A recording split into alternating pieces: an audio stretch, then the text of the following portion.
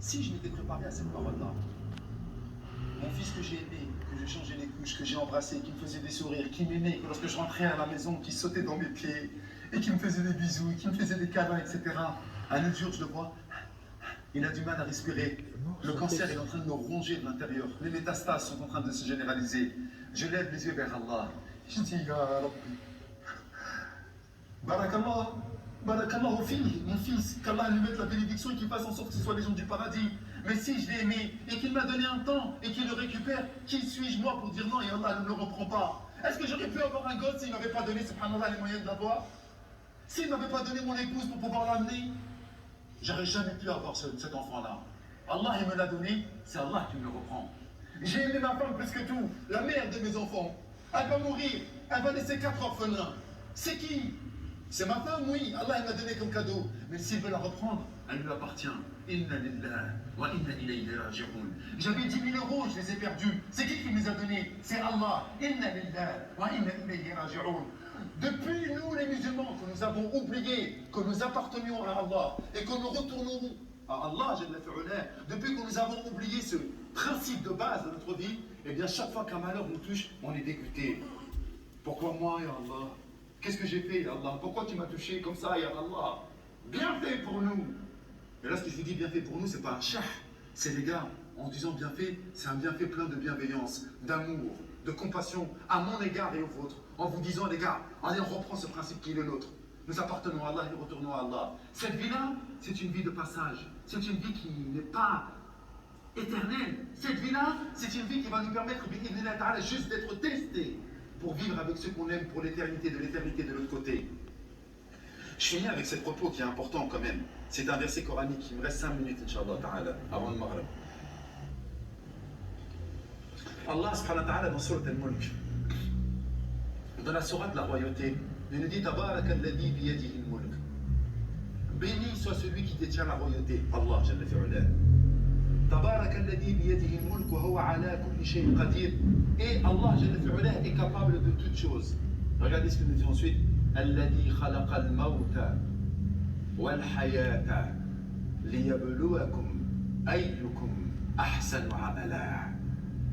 Regardez la particularité, la précision du Coran, la précision chirurgicale de la parole de Sa Majesté, Allah subhanahu wa ta'ala. Alladhi khalaqa al-mawta. Mais non, Mahdi, pourquoi il n'a pas dit Alladhi khalaqa al-hayata wal-mawta? Normalement, c'est cette vie d'ici-bas qu'il a créée. La vie, ensuite la mort, et ensuite la vie de l'au-delà. Mais Allah, il a tout de suite dit, celui qui a créé la mort et ensuite la vie. Il n'a même pas donné de l'importance à cette vie d'ici-bas. Il a donné tout de suite donné de l'importance à quoi? Alladhi khalaqa al-mawta. Celui qui a créé la mort. Pourquoi? Parce que nous sommes nés pour mourir. Vous avez vu là l'enseignement de ce verset? Alladhi khalaqa al-mawt. Depuis que nous sommes nés, nous sommes morts. Nous avons un rendez-vous avec la mort. Inéluctablement, nous sommes en phase avec la mort. Alors pourquoi les frères, on se ment à nous-mêmes? Pourquoi on ne se prépare pas à ce rendez-vous avec Allah qui nous aime plus que tout?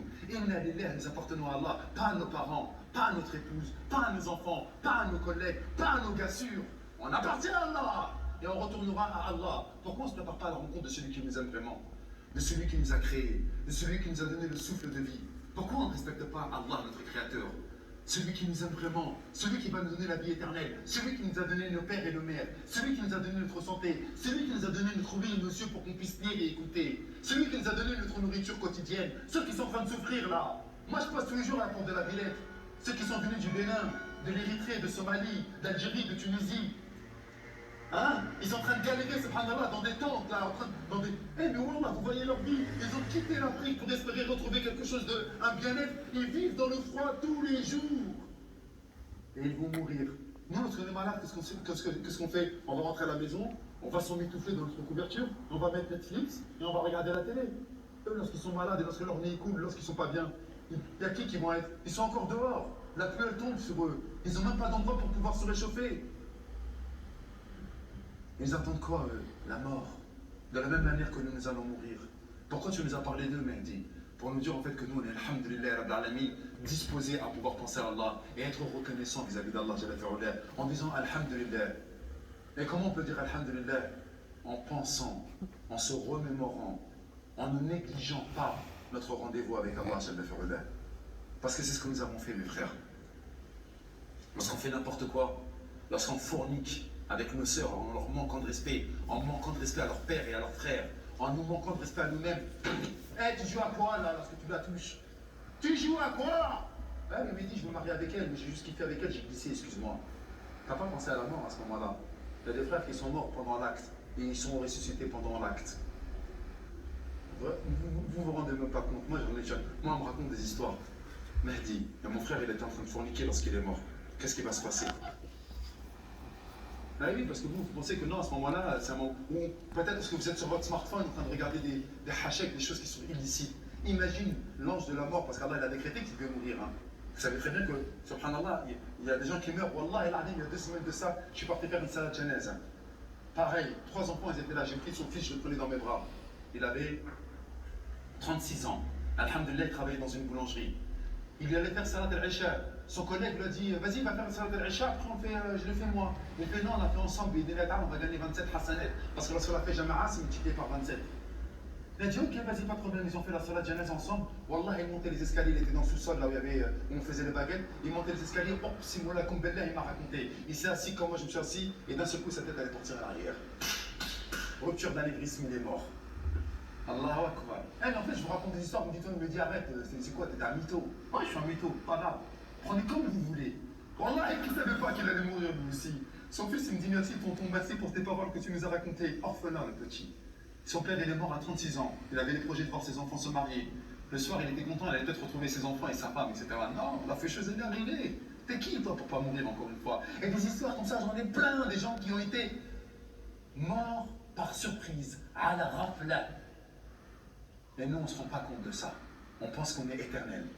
Et donc, il vient, je suis en train de parler, subhanallah, il est mort comme ça. Il s'est juste assis, mais moi, il a fait l'Isha. Pendant que tu es en train de regarder des choses haram, pendant que tu es en train d'écouter des choses haram, pendant que tu es en train de parler avec une fille haram, pendant que tu es en train de forniquer dans le haram, qui te dit que tu ne vas pas mourir à ce moment-là? Parce qu'Allah t'a donné des décrets, t'a donné de la chance de pouvoir continuer à vivre. Ouais, tu cries, bien sûr je crie. Parce que imaginez-vous, en fait vous vous rendez même pas compte. Pourquoi il dit tu cries? Mais imaginez mourir comme ça. Imaginez mourir comme ça. Malédiction! Quel ange va venir récupérer son âme parce qu'il va mourir comme ça? Ah, elle me dit arrête, tu me saoules, tu me prends la tête. Moi, ce qui me fait peur, c'est qu'on fasse partie de cela. Je vous ai tout raconté ce soir. Comme n'importe qui peut mourir, excepté par décret. Tu peux être sur... Et encore, subhanallah, un Algérien, machallah, il joue en division 2 en Algérie. Capitaine, 30 ans. Oh, Allah, il est galopé comme un cheval. Oh, c'est moi là comme des verres. Sur le terrain, crise cardiaque, il est mort. Un petit sportif, il fait attention à sa nourriture. Tous les jours, entraînement. Machallah, il fait attention à lui. 30 ans, crise cardiaque, sur le terrain. Massage cardiaque, rien à faire. C'est fini. Le décret, il est là. Qui vous êtes-vous pour ne pas mourir? C'est ça que vous devez réfléchir. Et c'est comme ça qu'on va conclure notre DELS. Qui êtes-vous, vous, pour ne pas mourir? Qui êtes-vous?